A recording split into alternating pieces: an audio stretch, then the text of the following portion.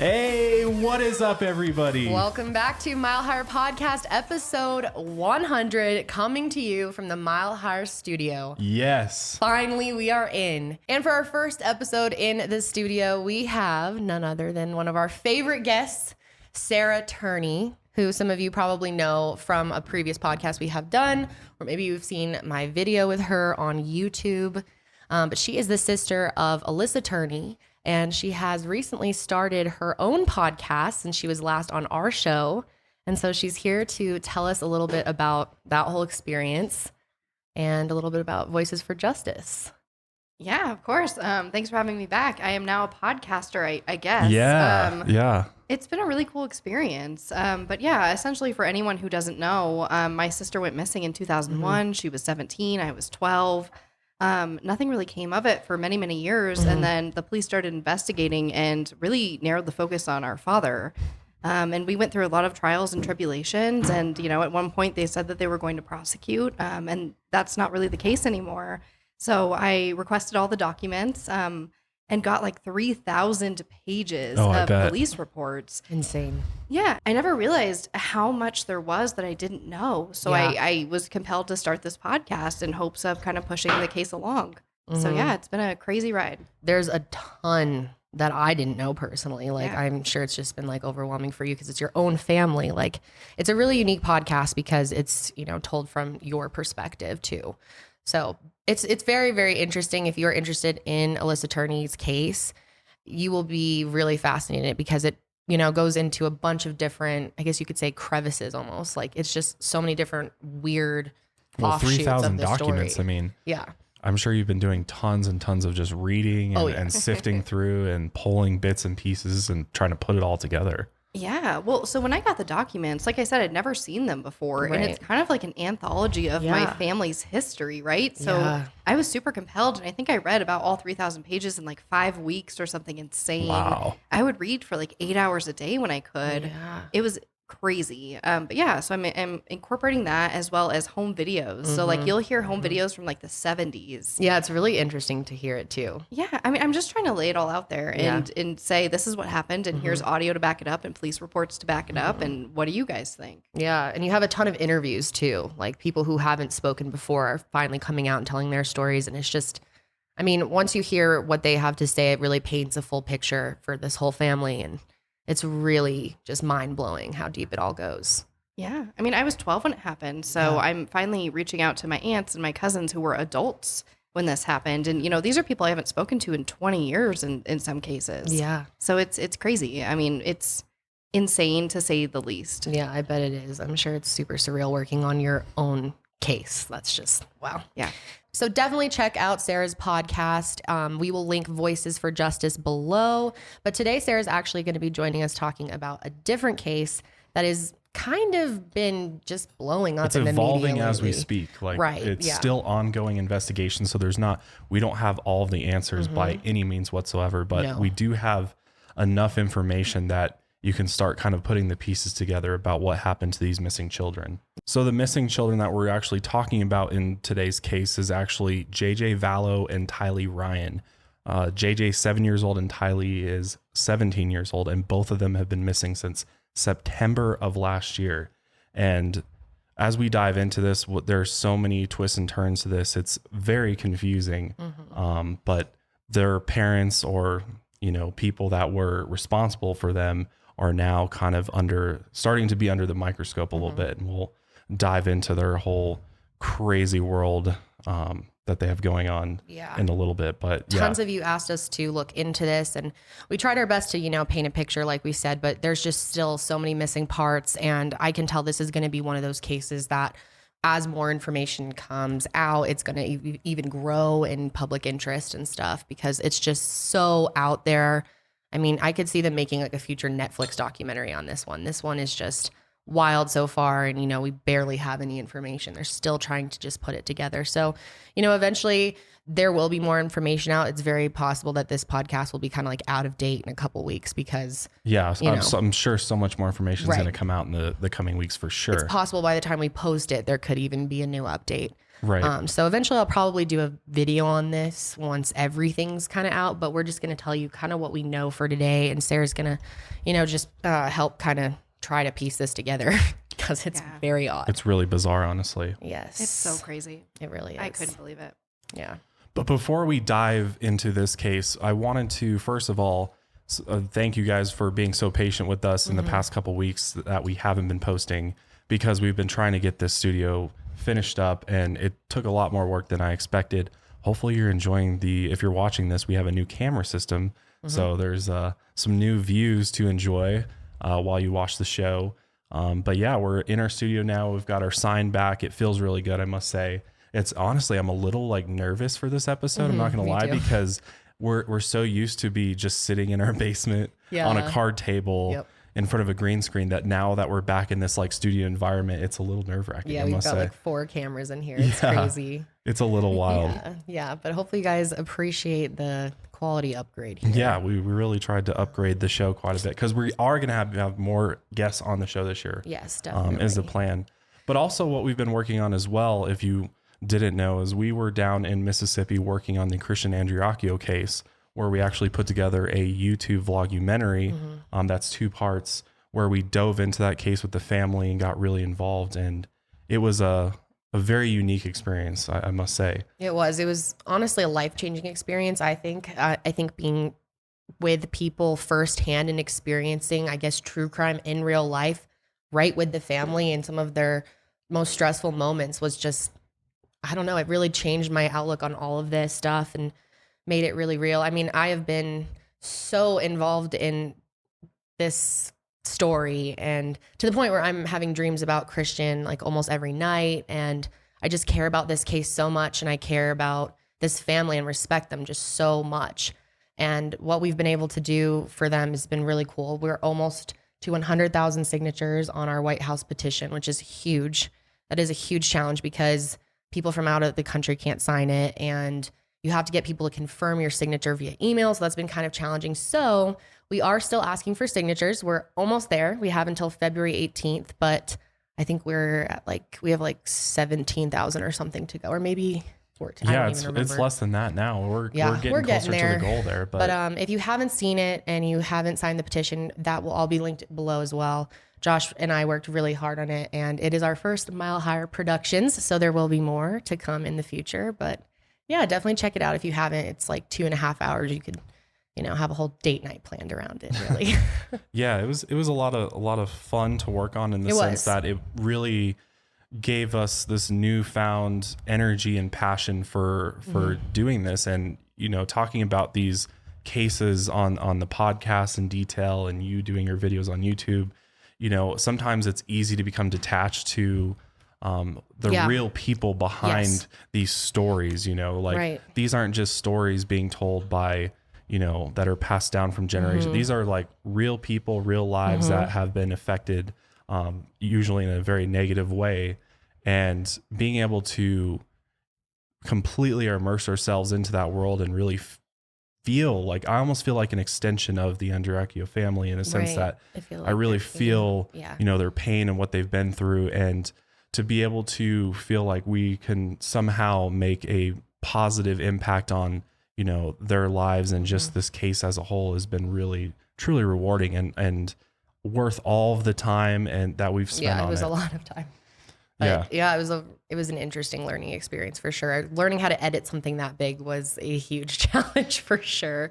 But yeah, it's definitely showed us that we love doing that type of thing and we want to do more of it. And maybe one day we'll get the honor of working with Sarah here on one of our documentaries. Yeah, maybe. Yeah, that'd be really cool. We'll see what the future holds. But anyway. All right. So before we dive into the missing persons case of JJ Vallow and Tylee Ryan, we'd like to thank our first sponsors for today. As most of us have found out the hard way, getting into debt is easy, but getting out is hard. especially if your credit score isn't great. Thankfully, now there's Upstart.com, the revolutionary lending platform that knows you're more than just your credit score and offers smarter interest rates to help you pay off high interest credit card debt. When I turned 18, I signed up for a bunch of credit cards because they bombard you with all these great deals and stores that I always wanted cards to, and I racked up a huge bill. So it was really hard for me to pay all of them off individually, and I wish I had known about Upstart back at that point in time. Not only did I have a lot of credit card debt, but my credit score was also really bad. So it was extremely hard to get some sort of financing option to consolidate all that debt into one monthly payment. But what's great about Upstart is they go beyond the traditional credit score when assessing your credit worthiness, and they actually reward you based on your education and job history, which a lot of other people don't. And they give you a smarter interest rate because of that. They make it fast, simple, and easy to check your rate. Since it's just a soft pull, it won't affect your credit score. The hard pull doesn't happen until you accept your rate with them. But the best part is that once your loan's approved and accepted, people get their funds the very next business day, the next day, which is really, really awesome. So see why Upstart is ranked number one in their category with over 300 businesses on Trustpilot, and hurry to upstart.com/milehigher to find out how low your Upstart rate is. Checking your rate only takes a few minutes. That's upstart.com/milehigher. So if you're like us and you find it, to be a little challenging to get your groceries done and get a meal made for yourself during the week, then you have got to check out HelloFresh. HelloFresh makes it easy to get mouth-watering seasonal recipes and pre-measured ingredients delivered right to your door. And it's America's #1 meal kit. HelloFresh makes cooking at home fun, easy, and affordable. They cut out the stressful meal planning and prepping so you can enjoy cooking and get dinner on the table in just 30 minutes or even 20 minutes with their quick recipe options. HelloFresh can also help you eat more sustainably. HelloFresh's pre-portioned ingredients mean that there's less prep for you and less food waste. And the packaging that HelloFresh uses to ship your food is almost entirely made from recyclable or already recycled content. Each week, they have 22 plus seasonal chef curated recipes. I love it because I'm so busy that I just don't have time to cook, and it just takes the thinking right out of it. And I can still enjoy cooking, but I don't have to plan it all out myself. So go to HelloFresh.com/milehigher10 and use the code milehigher10 for 10 free meals, including free shipping. That is HelloFresh.com/milehigher10 and use code milehigher10 for 10 free meals, and it includes free shipping. Other than your absolute best friends, who could you ask to bring you red wine at 4 p.m., sushi at 9 p.m., and a breakfast burrito at 8 a.m.? Postmates. You do you. They don't judge. They just deliver. Postmates is your personal food delivery, grocery delivery, whatever you can think of delivery service all year round. No more trips to the store. You don't even have to know where the store is. Postmates will deliver anything to you. Want a hot tub filled with champagne? They can't bring you that, but they can bring you enough champagne to fill a hot tub. You can download the app for iOS or Android for free, browse local restaurants and businesses, and track your delivery. 24 hours a day, 365 days a year. Postmates will bring you what you want within the hour. Anything you crave, Postmates can deliver. They're the largest on-demand network in the known universe with more than 25,000 partner merchants. Seriously, guys, if you're not using Postmates yet, I don't know what planet you're on. They come in handy so often. Every single week we use them for PetSmarts, the grocery store, or to order food when we're working late. Postmates always comes in clutch, and it just saves us the hassle of having to go out and get it ourselves. And for a limited time, Postmates is giving our listeners $100 of free delivery credit for your first 7 days. To start your free deliveries, download the app right now and use code MileHigher. That's code MileHigher for $100 of free delivery credit for your first 7 days when you download the Postmates app. Get anything you need anytime you need it. Download Postmates and save with code MileHigher today. So as we were talking about at the beginning, this case has really been evolving by the hour, really. I mean, it seems like every single day that we're starting to know a little bit more about what may have happened to JJ Vallow and Tylee Ryan. Because like we mentioned, they've been missing since September 2019, and nobody knows where they are. And obviously the authorities are starting to tell, the media and everybody else that they're really worried that they may be in danger at this point. And it seems that way. It's getting really dire to as far as trying to find them. So as far as we know, JJ and Tylee went missing out of Rexburg, Idaho. That was the last known location that they were at, because that's where they lived with their mother, Lori Vallow, who's an interesting individual. Definitely. And she has a very complicated history, which we'll kind of dive into in a little bit. She's been married 4 times. And so from a previous marriage, she had Tylee. And then she also has JJ, who's her adopted son, who she is raising with her current husband, Chad Daybell. And this is when things just absolutely get bizarre, because essentially how we even knew they were missing was that back in at the end of last year, the grandparents who were really close with JJ and the kids and, talked to them all the time, were really close with them, all of a sudden just stopped getting, any sort of communication with them. Like they used to do voice chat, or they used to do video chats and talk on the phone and things like that. And that just stopped completely. Yeah. And so they became worried, obviously, like, why haven't we been able to talk to them yet? Like, yeah. And the last time that they communicated, I think it was a FaceTime for only like 30 seconds or something. Yeah, it was something really brief, and they thought it was kind of odd. Right. Yeah. Well, and JJ has special needs, right? I believe he has autism. So I think the grandparents were especially involved because of that as well. Yeah. And obviously that raises the concern as well when you have a missing child with special needs who, could easily fall into the wrong hands or be taken advantage of. So I think they, once they started feeling like, okay, we're not getting any communication with them, they started to panic. But it's kind of one of those cases where no one has any idea when they really went missing, or, if there was a specific day, or there's no well, that's incident the thing you can is point like to. It's been so long already. We're talking months that they've already been missing, which everybody knows in any missing persons case that they'll, time is precious. And, if months go by, that's not a good sign if they haven't turned up yet. Yeah, I think the last time that they were seen was at school. I think it was September 23rd, if I remember correctly. And they definitely saw JJ at school. And then I think Tylee's account is a little less detailed. Right. Well, yeah. I mean, she's 17 too, so she was kind of more independent and less, less watched over. Right. And just to clarify, the actual grandparents or relatives that were really close with JJ, especially, were Lori's ex-husband's, Charles Vallow, who was kind of he's the biological grand uncle actually of JJ. And so, but he was kind of the father figure for him because he was married to Lori. So kind of explain that. It's a complicated case. Yeah. It's super prepare to be confused, people. Okay. So basically they kind of stepped in for his great nephew who had a baby, or niece. Yeah. And I mean, we don't really know exactly the reasons why. We don't know the full extent as to how he ended up with JJ. But he adopted him. Exactly. It seems like it was a situation where the mother could not take care of him. Exactly. And they stepped in and legally adopted him. Yeah. So Lori's had multiple marriages over the year. And so her 4th marriage is the most recent one. And that's to this Chad Daybell guy. But then Charles Vallow is her 3rd husband, who is, JJ's dad, essentially. So it was actually JJ's grandparents who actually called the authorities to have a welfare check done on him because they hadn't heard from them. So that's when, fast forward to November 2019, when they went to do the welfare check, they were nowhere to be found. They weren't there. Yeah. And that's when Lori and Chad claimed that their 2 children, both Tylee and JJ, were staying with relatives in Arizona. That was their response to police when they came. We're like, where are they? Right. So then when police actually contacted the relatives in Arizona, that's when they were clued in that they're not there. So that's when things really start to look suspicious for Lori and Chad, is that they are saying that they're over in this, with their relatives, are not there, and essentially not being cooperative with police whatsoever as far as to trying to help them find them or providing any information really whatsoever. Well, they lied. Yeah. Not just being non-cooperative. They lied. Straight up made up a lie. So obviously it's like, why are you lying? There's no reason to do that unless you have something to hide. Well, yeah, I mean, it's just really suspicious right up front. And then the next day makes it even worse, right? Right. So we know that the next day the police come back to serve a search warrant and they're gone. Yeah. And they vacated the house. Yeah. Yeah. Well, I think that's where a lot of the media started too, because the kids are missing. Now the parents are gone and it looks really sketchy. Yeah. That next day is what gets me.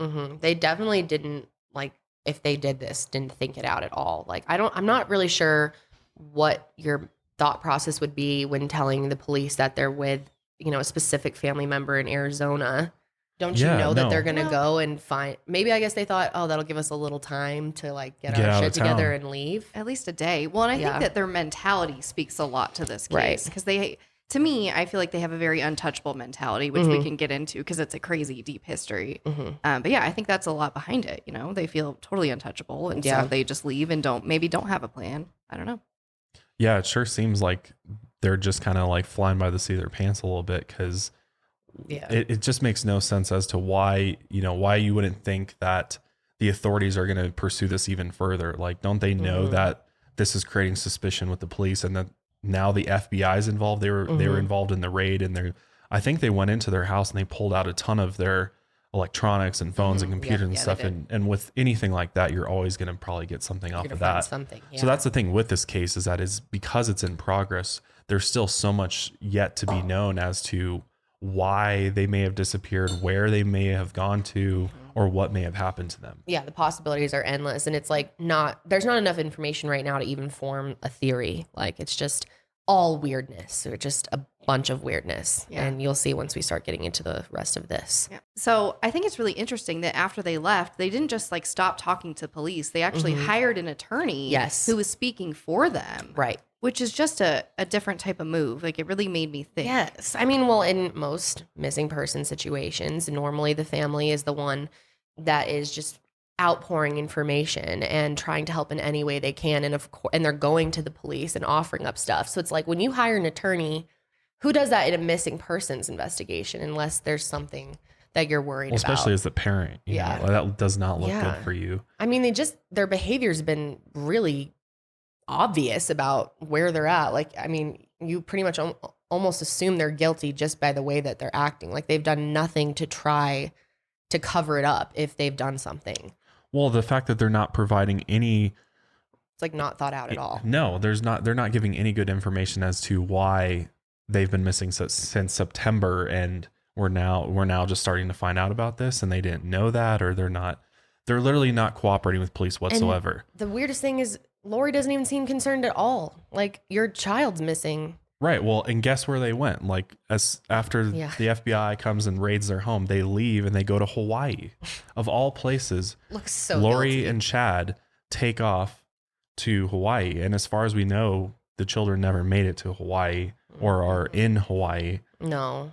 Well, yeah, I think they've looked at the flight logs too, and they're not. No, there's no evidence that suggests that they are in Hawaii right now. So no, they went by themselves. So then where the hell are they? Like, where are these kids at? And that's what's so scary about this right now, is that, when you start playing through the scenarios in your head as to where they could be or what might have happened, it's really not looking good. Right. Yeah. Well, and doesn't Lori say that she knows where they are? I think she may have said previously she knew where they are. It's just been kind of like, they're there, they're here. She's not actually, she's being very vague about it. They're saying, let's just say they're only saying enough to police to keep them from, I guess, charging them with anything, like incriminating themselves. They know that, like, as of right now, there's not any evidence to link them to their children's disappearance. So they're only saying kind of what they need to keep. I mean, the fact that they've gone this long is kind of crazy if you think about it, to go months with your kids being completely missing and they're still kind of walking freely, and there's really not been all that much happening since that initial raid that the police did on their home in Idaho. It's like, I don't know. It's really bizarre. And the fact that they're in Hawaii, they're in this like luxury rental home, just vacationing, while her kids are straight up missing. Well, I mean, if you think about it, it's possible that they were like, we're eventually going to get caught, so we might as well like go live it up while we still are free. Maybe that's what they're doing. Yeah, it reminds me of Casey Anthony. Yeah. Like going and getting the tattoo and going and partying and doing the hot body contest and just living their best lives. Doing all the things that you never think someone would do if they, had lost someone. And of course, people will always make the argument of like, well, everyone grieves differently. It's like, okay, well, there's no way a mother is just going to go off and vacation in Hawaii when her child is missing 2 children. Like, how bizarre. It just doesn't add up. No, it really doesn't. And so this story has literally been evolving over this past weekend. Actually, on Saturday, January 25th, the Kauai police pulled over Lori and her husband, Chad, near the resort where they're staying. And authorities say that there's no, they don't believe that the children are with them. And so they didn't arrest them or anything, but they served them with this court order that basically stated that as of this past Thursday night, they had to either produce the kids or produce evidence or prove where they are. Yeah. And so that literally happened the other day, and we followed the story and nothing happened. They never did anything. They just completely ignored it altogether. Yeah. So, and she has like an attorney speaking for her. Yeah. And they're not speaking to the media. Like the local Idaho News even sent up their reporter all the way up to Kauai to talk to them. And there's a video of them, and we'll play just a little clip of it, of Lori and Chad just kind of walking with the camera on them. And they do not look like parents that are actively seeking out their missing children or upset that they could be in harm's way or anything like that whatsoever. It's really sketchy. And I hate to judge it, but like that smug smile on her face when they're asking her is just like, there's something that makes me uneasy about it. So telling. Yeah. It's just, I agree. Yeah. It gives you a gross, creepy feeling. But yeah, I think she's only facing charges of like possible like contempt of court right now for failing to appear with the children or whatever. So they're really playing like really loose with this. Like they're really giving them some space, which is interesting. It is interesting. Like you wonder why there hasn't been as much heat on them and as much of, especially since they're, the grandparents, we'll talk about, their grandparents have really been the ones pushing this along and trying to they're the ones bringing the whole story to the attention of the public, and why it started to get more media exposures, because the only ones looking for them are their grandparents. Yeah. And if they didn't, they probably, there's plenty of cases out there where people don't want it to get any attention because they did something. I think the older brother, so Lori Vallow has a much older child, or maybe not much older, but an older son.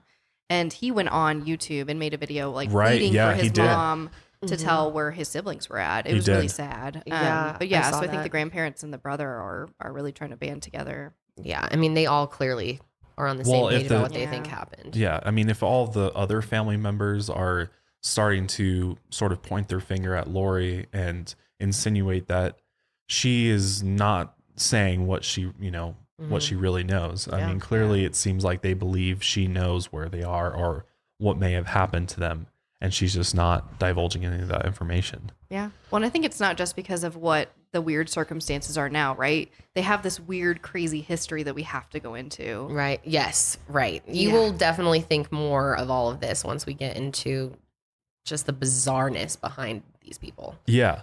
So this is a perfect segue into all of the sketchy events sort of leading up to these two's disappearance.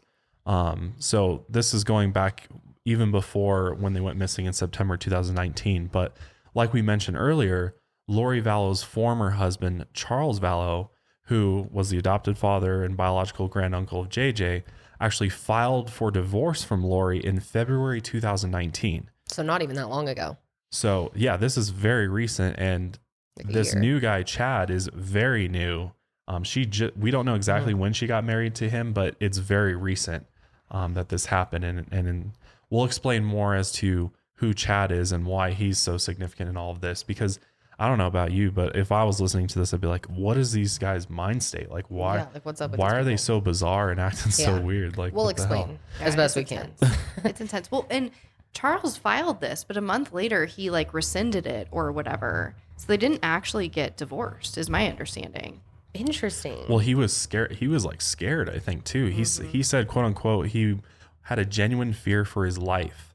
And he was also concerned for JJ as well. So it makes you start wondering, like, did Charles know something?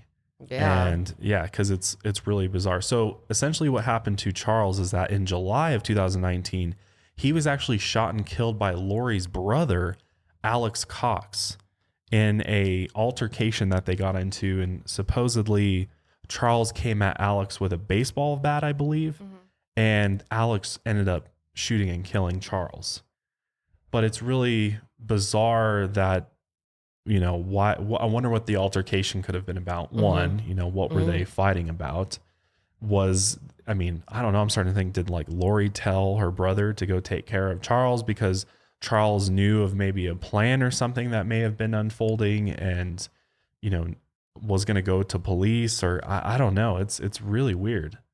that this happened to her ex-husband just this year, and then she turns around and gets married again this summer. Yeah, I know, and had almost no time of grief or anything. It's like she got married right away. Now, the weirdest thing about this is the 911 call for sure. It is so odd. Now, as a reminder, this is Alex Cox. This is Lori's brother talking about shooting Charles Vallow, who is JJ's adopted father and Lori's ex-husband, or I guess current husband technically. Yeah, so we'll play a little bit. I mean, it's a lot, but we'll play a little bit of it for you now. At least the beginning. You got to hear this guy. It's insane. The emergency.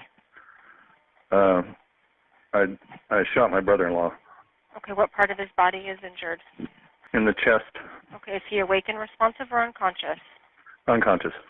Okay, is he breathing? I can't tell. Okay, are you willing to go over to him and check? Sure. Okay, do you just let me know if you see his chest going up and down? How old is he? It's not moving. He's 60. Okay, and are you wanting to start CPR? No, I don't know how to do that. I can walk you through it. Okay. My name is Alex. Last name is Cox, C-O-X. What's his name, your brother-in-law? Charles Vallow. Well, police and medics are on the way to help you. Thank you. Are you still doing, chest compressions with him? Yes. What do you think? It's hard to say. It's really hard to say. Obviously, he's not panicked. No. Which is something, right? Yeah, I mean, it shows you how much he cares about this person though. Yeah. Wouldn't you be worried if it was someone you actually cared about? Or wanting to save him. I think that's what gets me is there's no urgency to save him. It's not like get an ambulance here right away. We can save him or whatever. No, there's no sense of urgency or panic. Yeah, which I don't know. I mean, who knows how long he was really there or if he already knew he was dead or what. And of course, it's so hard to judge someone in that situation. Yeah, because you don't know this person's background or whatever. We don't know if he's... Right. Could be in shock or something where he's just... Yeah. Or have gone through this in the past. I mean, unfortunately. But yeah, I think the lack of urgency is what gets me. He's not concerned about saving this person's life. And just being so nonchalant about, I shot him in self-defense. I feel like most people, if you really just went through shooting someone in self-defense, you'd be like, oh my God, he came at me and then I freaked out and I just shot him. And you would tell the story a little more. But yeah, he's freakishly calm. And yeah, that's kind of where the suspicion starts. Because this is, 3 months before the kids go missing or, as we know. Yeah. So it definitely makes you think. Yeah. Well, he's not afraid of getting in trouble either because there's body cam videos that you can find on YouTube too. And I watched that and he's just not scared of getting in trouble, which I feel like even if you're not guilty, right? I would be like, oh my gosh, I am next to a dead body. They're going to, exactly. Well, you even still could get into trouble natural. for sure. Right. How does he know that he's going to get the self-defense, 100%, argument, approved by a judge or whatever? How does he know that that's the way that it's going to go? This is a big moment. Yeah. Right. Well, unless they planned it out, right? Right. That's what I'm saying is planned. But if you meticulously planned it, wouldn't you do some better acting? That was pretty bad if that was your acting. It's the arrogance. Yeah. There's so much arrogance with so many people in this story. And maybe it's not, but that's one reason I could see. Definitely. Yeah. And then so Alex, after this happens, later on or at the end of last year, so in December, he was actually found unresponsive in his Gilbert, Arizona home where he passed away, and we still don't know how or what happened. We don't know the cause yet. So he passes away a few months later. I don't know. It just seems really sketchy. So I don't understand why they're still waiting on autopsy results from December. That doesn't make any sense. Or maybe they just decided to run it. They may not have been released yet. That's my guess is that they've probably done the autopsy by now, but I doubt the results because this is an ongoing totally. We're going to thing. miss a ton of information because it's an active investigation right now. Right. We're not going to be able to know because from what I'm gathering from this whole case is that the police are starting to tie events together in some way. I think there's connections between the reason why Lori's husband or her ex-husband, Charles, is shot and killed by her brother in some sort of altercation. It seems like, and the fact that he said that he was fearful for his life, probably of Lori or what she could do or the potential she had. Obviously he knew a lot of things about her that maybe the rest of us don't know, or what she's capable of doing. So I think that's why some of these results and things like that are still under investigation, not being released. Yeah. It's just so weird. It's so weird. Well, the reactions are so weird. Yeah. So even after he gets shot, they have a pool party. Like neighbors say that they had a pool party a few hours later and they were laughing and joking. Well, and he lies to police, right? He says that he was the only one in the house. Alex does, about shooting Charles, but he wasn't. No. It's reported that Lori, Tylee, and JJ were all there. Yeah. And then it definitely makes you think of like, if they had witnessed something like that, is that a possible reason to want to get rid of them? I mean, if you put the pieces together, that's what you start to think, is that maybe they witnessed something that they shouldn't have, or that wasn't just a self-defense altercation. Yeah. Could have been a murder they witnessed. Who would they be covering up for if Alex is dead? That's what's so weird. Well, it's so weird. None of this makes sense. No. Well, in the self-defense part, like they even say that Tylee went after Charles with the bat, and that Alex grabbed the bat from Tylee and then hit Charles and then shot him. Come on. It's this isn't so adding up. Weird. So weird. And like, how could all of these things happen to this family, like all in just 2019? Within months. Like, this is like the a span of 6 months or so that all of this is happening. And we haven't even gone over all of it. No, and it gets even crazier because now we're talking about Lori's now husband, Chad Daybell. His ex-wife died on October 19, 2019. And she was, buried and everything. And the police have actually exhumed her in order to figure out if she's been poisoned or not. Yeah, because at first they believed that it was just like natural causes. Right. Yeah, and he requested no autopsy. Right, yeah, of course. Yeah. Seen that before. Yeah. Yep. And the fact that the police are saying that they want to run toxicology tests on her because they believe that she might have been poisoned makes you start wondering about all of these others. And maybe the autopsy results, could Alex have poisoned himself even, or somebody poisoned Alex? And maybe they're waiting to see if Tammy comes back with, maybe the same type of cause of death that Alex had.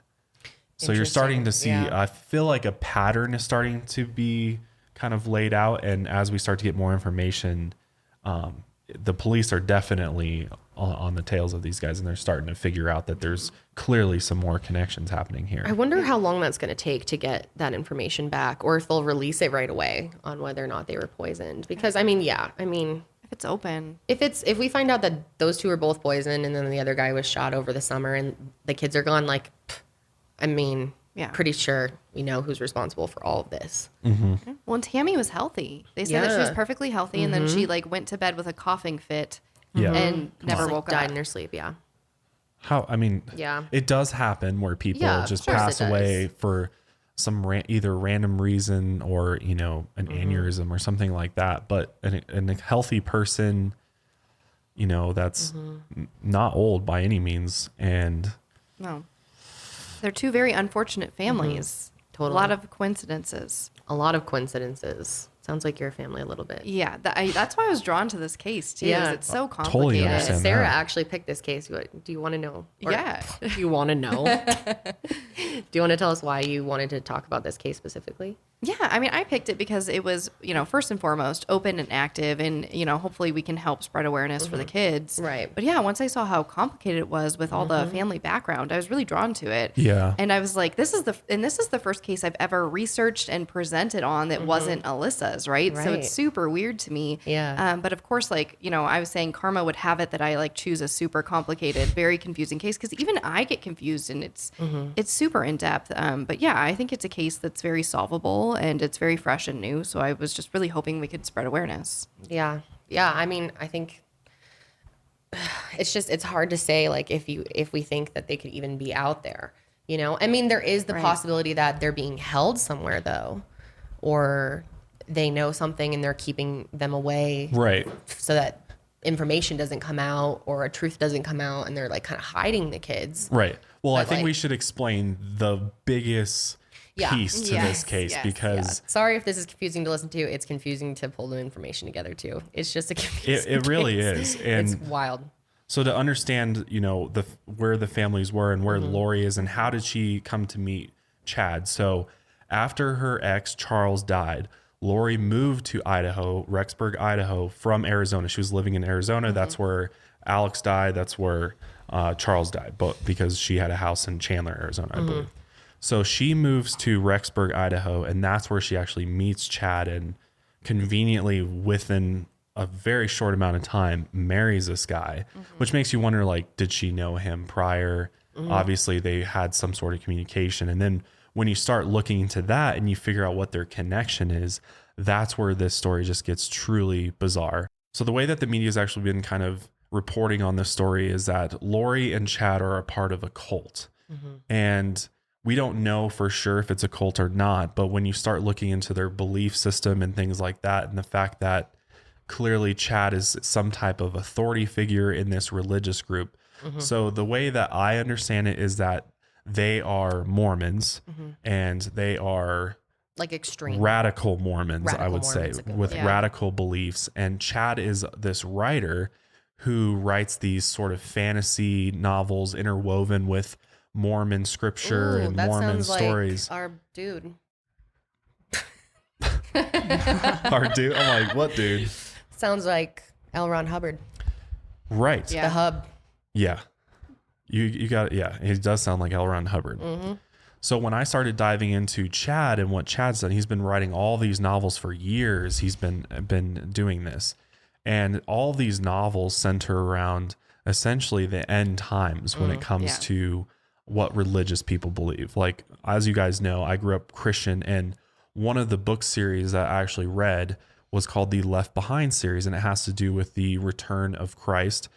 If you believe in Christianity, or it seems like even the Mormons believe in some version of this, Jesus actually will return at some point and bring all of his followers essentially with him to heaven. And then the rest of us on the earth face the apocalypse, essentially. It's going to be real fun down here. And we have all these trials and tribulations, all this horrible shit happens, natural disasters, pandemics. I mean, it gets really, really bad for all of us because we're all being essentially punished and tried by God. And so I found a lot of similarities to these books that Chad is writing about, you know, what Mormons believe and what they believe the end times is going to look like, and to the Left Behind series that's out there for Christians to read. And honestly, that shit scared me. Really? There's like they made a Left Behind kids version of it that I read. God, that's scary. That I read at such an early age. Like, I was like 10 or 11 when I read those, and even those were like that would have pretty freaked frightening. me out as a kid. Me too. I literally had the hell scared out of me. Like, that's the way I look at it, is these books scare the hell out of you so that you sort of you have to believe this. Like, I have to believe this, otherwise this could happen to me. But what I failed to realize is that these are just some authors interwoven fiction with what their version of Revelations or the end times in the Bible says. So that's really what Chad was doing. But obviously Mormons believe in, there's a lot of differences between Mormons and Christians, but one of the things that Mormons believe is that they can essentially become gods themselves, which is really interesting. And that Chad really viewed himself as like almost like a prophet for the coming of Christ, and a chosen one. And he's one of those guys that believes that the end for all of us and Jesus is coming in July 2020. So soon. Damn. We better prepare ourselves. We got to make that documentary. Yeah, we better get on that. We got to get our bucket list finished up here. Like, when do we got? Till June? January? July 2020. January? Today's the last day. Today's the last day. Didn't you hear? But that's happened so many times. Oh my gosh. I remember like 5 raptures at least that were supposed to happen. And it's always in like May, I feel like. It's always in like May or June. They're like, it's going to end then. Summer. And it never does. I know. So a lot of these rumors that Chad is putting out there kind of stems from his involvement with this podcast, this organization called Preparing a People. Yeah. Which is an organization that preaches about preparing citizens of this earth for the second coming of Jesus Christ. So they're pretty much doomsday preppers, like religious doomsday preppers, kind of. It honestly is. I mean, that's essentially what they're preparing for, is the end of the world. But in their case, if you're a believer, it's not really the end for you necessarily. Like, you're going to be in a better situation than everybody else is. Because you're so prepared. Yeah, right. Exactly. Right. Yeah. You've prepped. Hella prepared. Well, and I think you've prepped. I think the Preparing a People thing was very much also, like, they say it was an event series and a lecture series, and Chad was involved in that. Like, he was one of their speakers and kind of the face of their little brand. Yeah. I mean, he was heavily involved in it as far as I know. Well, he's got all these like popular books in the LDS community as far as all these novels he's written. And what's interesting though is it seems like these novels are starting to morph into this altered reality that he's kind of created around him. And Lori's been a long time fan of his work. So she seems to have gotten kind of sucked into this altered reality he's kind of created around his belief systems. And that's why she's kind of sticking with him, because you want to explain like some of her like craziness that's come from Lori. Yeah. I mean, I think that's what's so interesting too. So like when you saw the, I don't know if the records are public online or not, but I read something about Charles and Lori's divorce. So when Charles was filing those papers, he said it was because she became a part of this religious group that very quickly she just changed overnight. And she was saying something like, I don't know if we have the quote here. It's like, I'll be a part of leading the 144,000, and that she was untouched by death. Yeah. And really? Yeah. Yeah. So Charles had a phone call in which he talked about exactly this. And he said that Lori told him that she was a translated being who cannot taste death, sent by God to lead the 144,000 into the millennium. That's a wild statement there. You wonder, it's like, did she just fall in love and thinks this guy has some type of actual, powers or like profit? I mean, we don't know. I mean, or has she been drugged or something like that? Has he influenced her in that type of way? Or does she have like a mental breakdown or something like that? Well, you have to think like, I mean, but she got her niece involved, which leads me to believe that that it wasn't just Chad, that it was the mentality of this group, which is why I think a lot of people call them a cult, because both of them got involved. Both of them quickly got divorced after getting involved, or, Charles, I think, passed away before they could get divorced.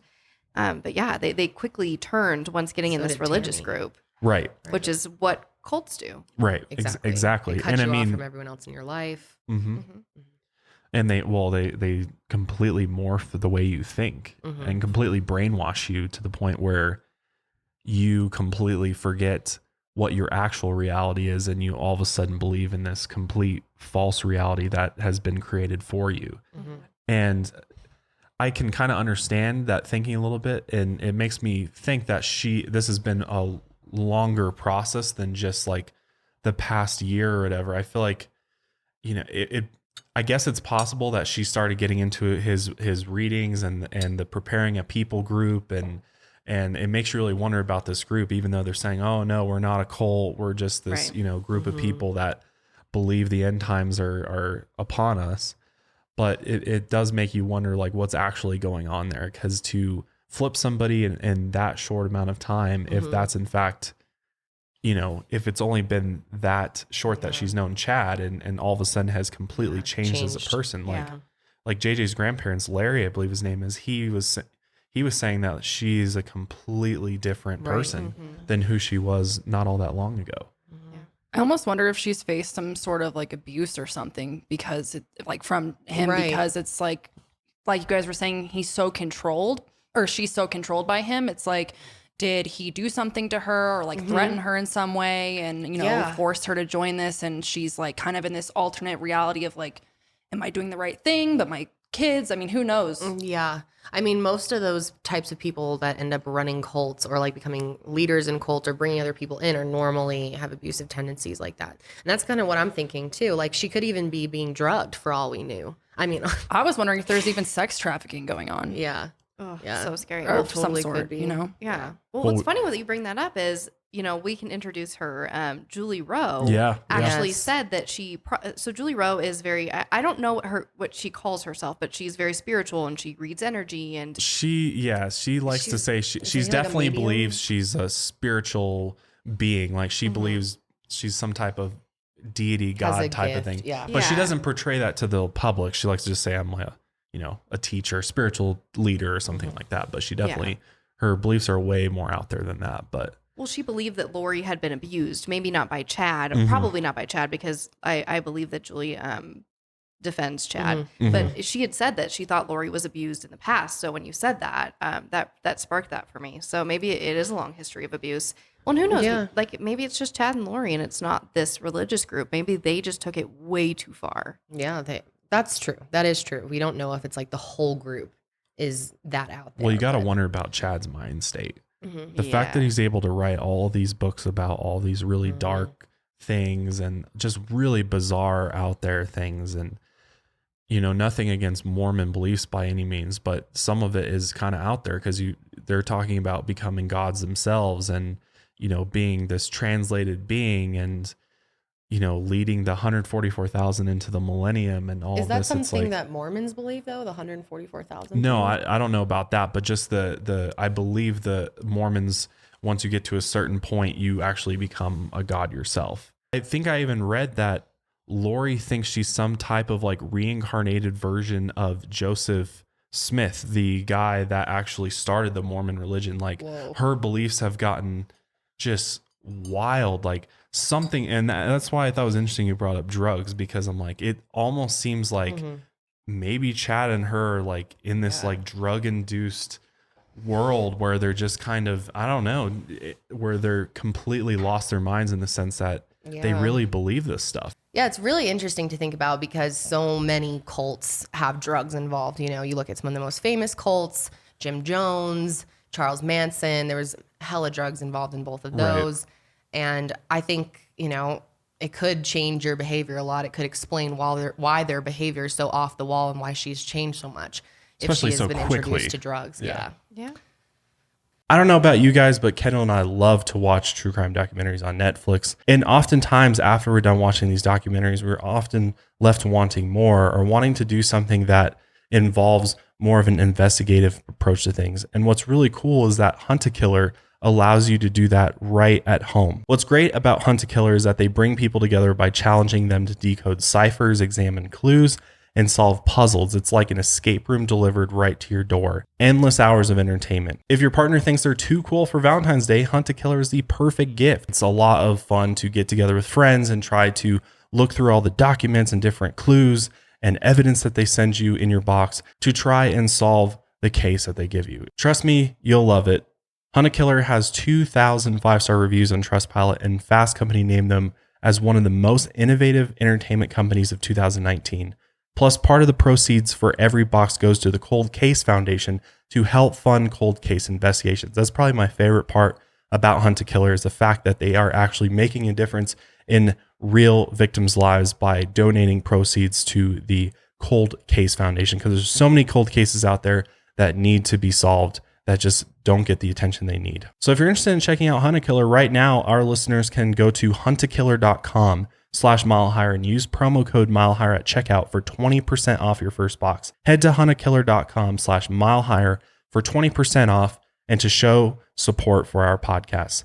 huntakiller.com/milehigher. So as you guys know, the only bras that I will wear are Third Love bras. And that's why we love that they sponsor our podcast. Third Love does bras differently. They believe that every woman deserves to feel comfortable and confident every day. And with the right support, you can do that. Their bras are designed to fit you, not the other way around. They're designed with measurements from millions of women, and their bra styles are made to fit your life.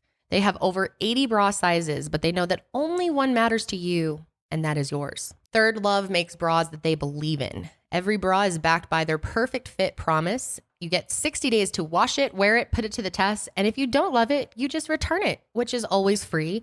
And the best part is they will donate it to a woman in need. Every bra is made for your comfort with memory foam cups, no slip straps, and a smooth scratch-free band with a printed label. And they have something called the Fit Finder quiz that you take online. You just answer a few simple questions and they find your perfect bra fit in 60 seconds. Over 15 million women have taken the quiz to date. It's actually fun and only takes less than a minute to complete. Third Love knows that there's a perfect bra out there for everyone. So right now they are offering our listeners 15% off their order. Just go to thirdlove.com/milehigher now to find your perfect fitting bra and get 15% off your first purchase. That's thirdlove.com/milehigher for 15% off today. So there was actually a couple other details about Chad Daybell that I wanted to mention. So first of all, he's 51 years old, but like we were talking about, he's been writing and self-publishing these books for a very long time. And in fact, he's written over 25 Doomsday books for Mormon audiences.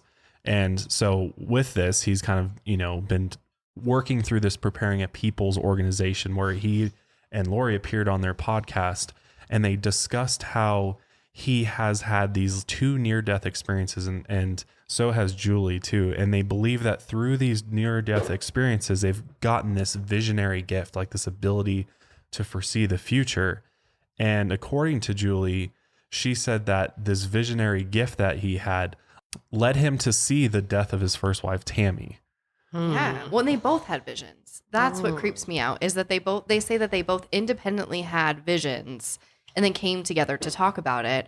And that like a week before Tammy died, they were like, hey, are you still having those visions? Like, oh yeah, totally having those visions. And then she dies. Like, did they confirm that on their podcast or anything? Like, hey, we think this girl's going to die, or no? After the fact. This was after the fact. Chad talks about it after the fact on the podcast. Like, do we even know that they actually did? Right. But they had been talking about it for quite some time, is my understanding. And if you were going to do something to someone, it'd be easy to have visions about it if you were the one that was going to execute it. It's very convenient. If you're fixated on it. Yeah. And who knows what they mean by vision? Is that a dream? Right. Are they like prophets or dream? I mean, in their mind versus real life, I don't know. Right. What do they think? Well, it comes back to like, what is this world that they live in? Like, to what extent is it real for them, and what could be altering their perception, for sure. Yeah. Well, and these near-death experiences seem to be kind of like at the core of this religion too. Right. I believe Lori said something about having near-death experiences She and did. that bringing her closer to God, or, whatever entity they believe in. So that's really interesting. And what are these near-death experiences? Please share. Like, what exactly happened to them? What does that mean? Yeah, near-death experiences. I mean, you would expect that to be something really serious that, we've seen all of their other family members have straight up death experiences. So what are these near-death? What are these near-death experiences are? And the fact that they're just loosely kind of throwing this term around, like 2 of them, you had 2 of them, Chad. Okay. And he said he was so upset about it that he was just crying. And he said the angels told him he was going to lose Tammy. That's so like, what? Yeah. Yeah. But then they weren't at one point, right? So they said that like, oh, the angels came back and now you have more time with Tammy. Yeah. And he was like, I'm just so grateful for all this time with my wife. But then, like I said, like a she's week before, they were die. like, hey, still having that vision? Huh. Yeah, still having that vision. Yeah. Which, I mean, to me, it kind of sounds like a code way to talk about killing someone. Totally. Like, just not to be around the bush. Like, definitely see that. It's a great cover story to create this, we're going to use our religious beliefs to concoct this whole cover up story of how, all of our loved ones all of a sudden mysteriously die, and, now our children are gone. So what the hell? Yeah. I mean, based on the family history, unfortunately, I'm really worried about these 2 children because, I am too. Well, and Lori herself disappeared for 50 plus days, which leads me to believe she knows how to hide. Right. Just for the sake of argument right here. I mean, is it possible she's like hiding them then? Like, I mean, anything's possible. Right. I mean, it feels unlikely, but I mean, maybe if, like I said, maybe they're trying to keep them from having information come out or a secret, or they know something about the cult, or about like maybe they just know something about what happened to Charles and they just don't want them to talk to anybody. They don't want them to see the police. Like they could be being abused and they don't want them to tell anyone. Right. I mean, it's possible that they are alive.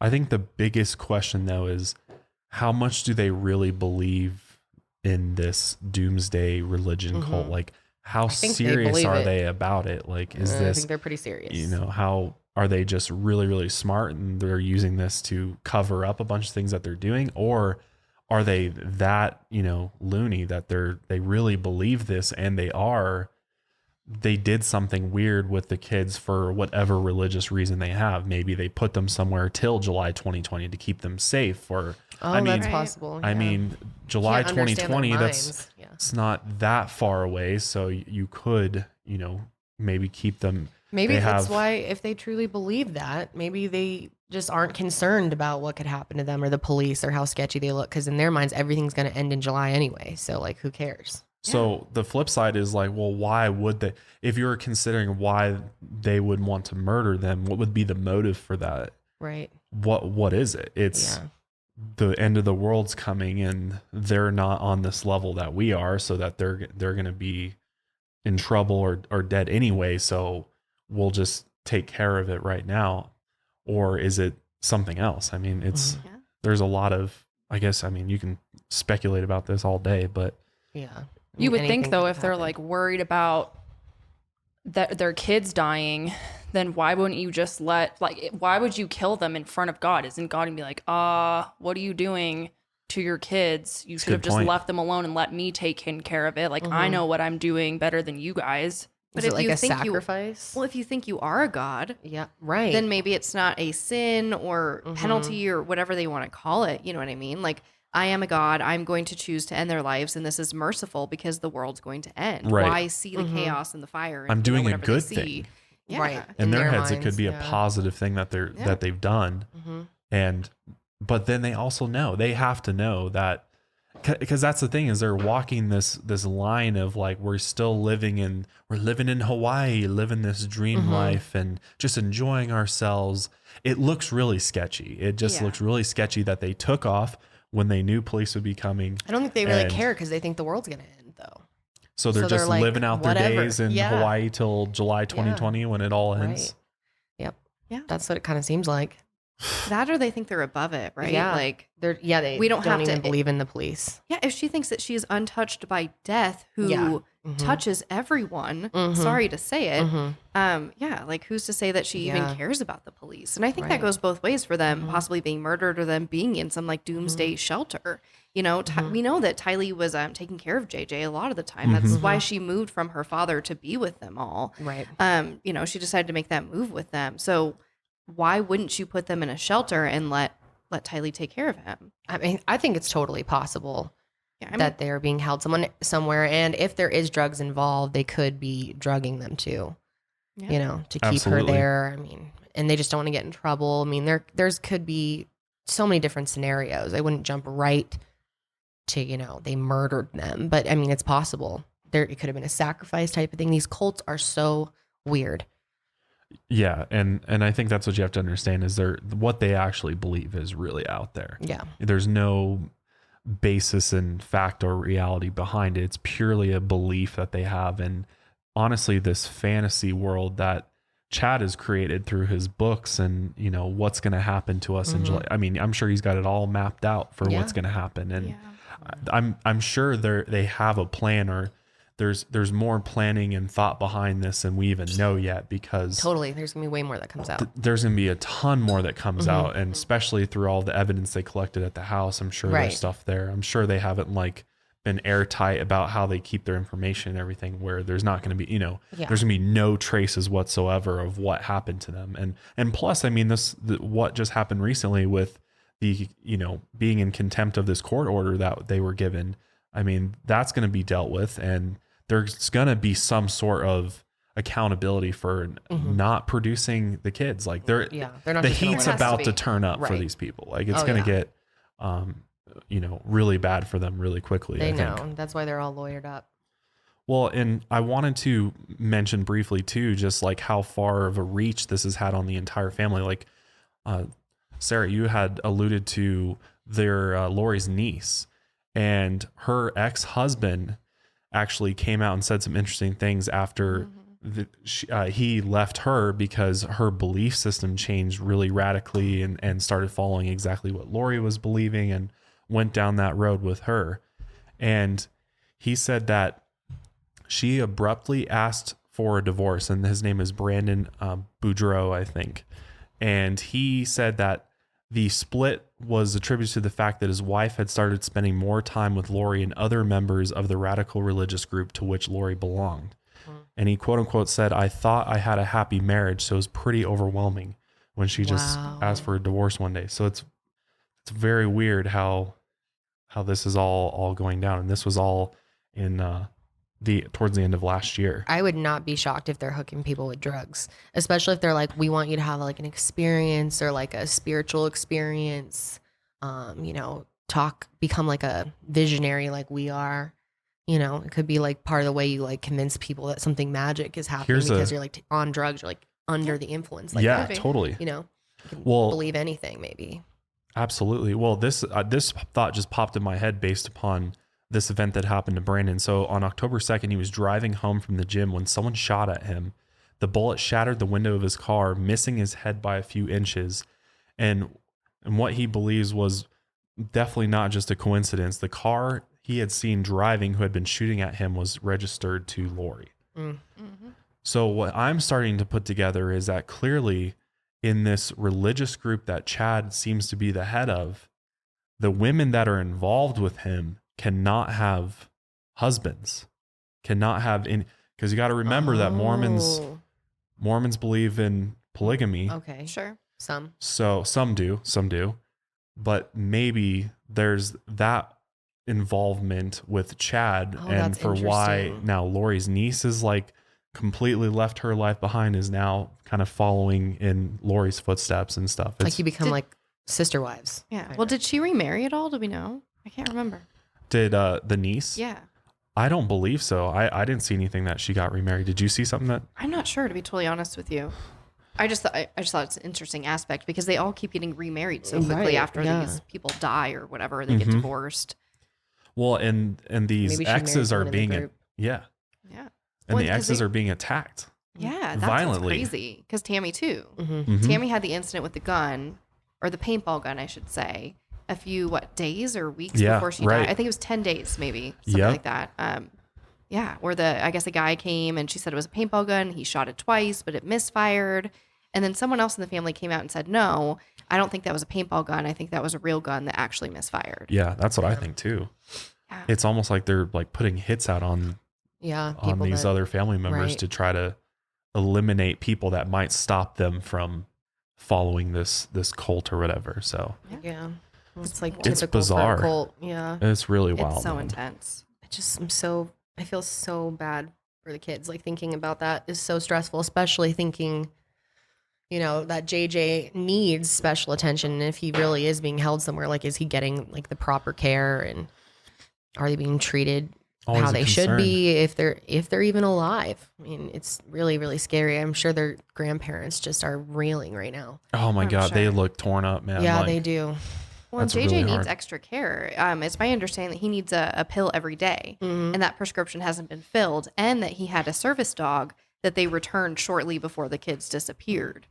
Which, I mean, could go one of two ways, right? Either that's really suspicious and you're not planning on taking care of this child, or you think that your religion or your beliefs fulfill those needs. Exactly. Right. That's what I was thinking too. Mm-hmm. I mean, that's a good possibility. A lot of people with really radical beliefs often don't believe in like prescriptions and stuff like that. Well, they believe they're gods. Can take care of it. These guys believe they're like above the normal human. They probably believe they have all these abilities and they have these visions. So maybe they're healers. I mean, who knows to what extent their beliefs go, but I'm sure that all has to play in, into why all these events have been happening, and especially leading up to JJ and Tylee going missing. So untouched by death. I mean, you're basically saying you're immortal, which is insane. And just no cooperation with police whatsoever. Don't even want no comment when asked by reporters where their kids are. Just completely seeming to be. That's just off. Something happened, or they're hiding them. They period. Look worried. They have as far as worried about themselves. They look like they're. But they're completely denying it. Mm-hmm. Right. And they're speaking through lawyers, and they're staying really tight-lipped. Yeah, but they're not concerned about the kids being missing or whatever. No. So they say that, I think they say that they know where they are, which is insane. I mean, maybe they do. This is going to be really interesting to see how this plays out over exactly time. They are. Right, so and why. So you really do know where I'm sure they do really know where they are. Right. You think so? Think well, they're alive? I think, knowing where they are could mean one of two things. They could be alive or dead. Yeah, obviously. Do you think that there's a possibility, though, that they're keeping them somewhere? I mean, there's always a possibility, but I think that based upon the history of the family just makes me think that these guys are violent. Yeah. They That's have what gets me too. No regard for human life, and it's all about them and their abilities and elevating themselves to this powerful position. And Chad's concocted this whole fantasy world that he's now sucked these women into, and they're now a part of it. And I think this probably goes way deeper than we even know. And I bet the history with Chad goes even deeper than we even know. I'm sure. Oh, this Chad character sounds like he's got a lot going on in his past. And you would think that for being like these doomsday people, like, you know, maybe they would have some sort of underground bunker or something. If Chad was really that into totally this dystopian future that's ahead of us, you would think that maybe he would, you know, get himself prepped for that, or, you know, make a safe place for that. But to me, it seems like he thinks he's above all of that. Yeah. And that he's going to be okay. Oh, yeah. In whatever, you know, shape or form that is. So I agree. Well, and if he's like spearheading this movement, who's to say that this bunker can't hold a small village or whatever? Right. Yeah. Like, wouldn't you bring your followers or, you know, followers of the belief, whatever, with you, as opposed to just your family? Like, I don't see it being like a 4-person bunker or whatever. No. It seems like they're trying to build a new society. Yeah, So that's going to take people, right? You're going to have doctors and you're going to have just different professionals that'll be able to help you do that. Yeah. Especially if they were so into prepping, right? You want to gather this community of people that can effectively build this new civilization, as opposed to like, I guess it's me and my family and hope we figure out how to make water or whatever. Yeah. No, he's like thinking way beyond that. He has like a total plan. Cause I mean, that's their whole organization is about prepping. I would think so. Yeah. but then see, that all makes sense in that context. But then when you think about, if that were true, why would he leave Idaho and go to Hawaii? And why would he be just maybe like, just wanted to like, you know, see chilling in It's Hawaii? his bucket list, you know, see it before the world ends. Maybe. But what then if the bunker is in Hawaii? Ooh. They're Maybe. like down there doing stuff. Because you can I get feel like to they'd Hawaii have to be without a there plane all the ticket. time. Yeah. If you're spearheading this movement and you think, you know, Lori thinks she's immortal or whatever, and again, Chad's the leader, maybe you put all your people in this bunker and maybe there's more people there than we know. Yeah. And then they stay through the apocalypse and end times Right. because death can't touch them. Right. So they can Yeah. stay above ground or, you know, whatever, while Yeah. everybody else goes and hides and starts creating the civilization. Because, you know, time's a ticking. We've only got like 6 months to create this civilization for right. the end of the world. Right. So they need to start building schools and hospitals and whatever. Totally. And like from that perspective, you would want to keep children alive. Like you would want younger people. You would want as many young people in that bunker as possible if you're really trying to, you know, start the next civilization. So what would be their motive for killing them at that point? So I don't know. I mean, there's a good possibility they really are out there.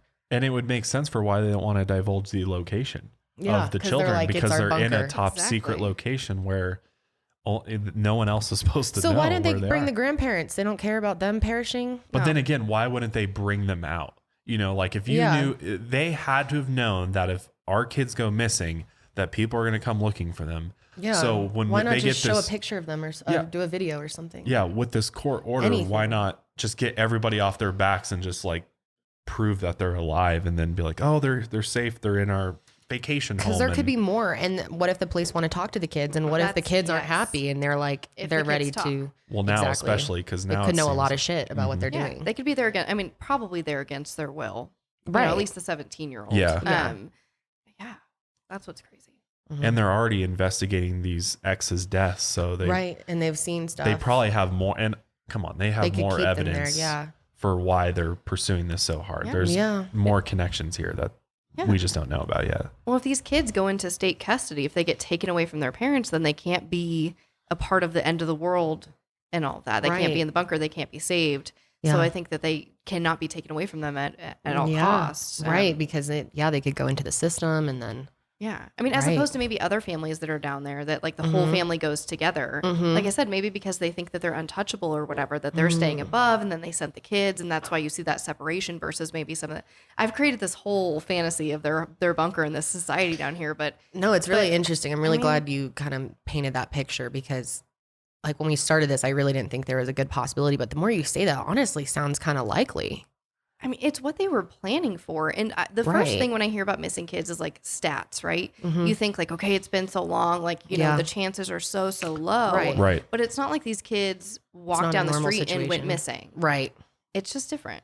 Yeah. It's different because we don't know if they're missing or Exactly. if they're being hidden. Exactly. We don't know the way in which they disappeared or any clue remotely of how they disappeared or where they might have gone, or really their last known whereabouts are still fuzzy, like still events leading up to it. We really just don't know yet. And them just being so confident that they're alive and saying that, you know, we have them, we just aren't telling you where. And even saying that through lawyers, it definitely makes you think that sounds Like it totally could happen. They're so smug. But again, Casey Anthony was smug, and I hate to keep coming back to it, but she was so smug. Like when she took the cops to Orlando to Universal Studios. On this wild goose chase. Yeah, and she's like, I work here. And then at the very end, she's like, just kidding, I don't work here. I don't actually work here. But Is that what's going to happen with them? Yeah. I mean, that's the toss up. She's confident right until you can't lie Right anymore. up till the and end. there's so many people like that are just so strong in their lies that you almost wonder if they really do believe it because they're so committed. And Chad's a speaker. Right. He's charismatic. Yeah. And I mean, she's going to follow anything he says to do.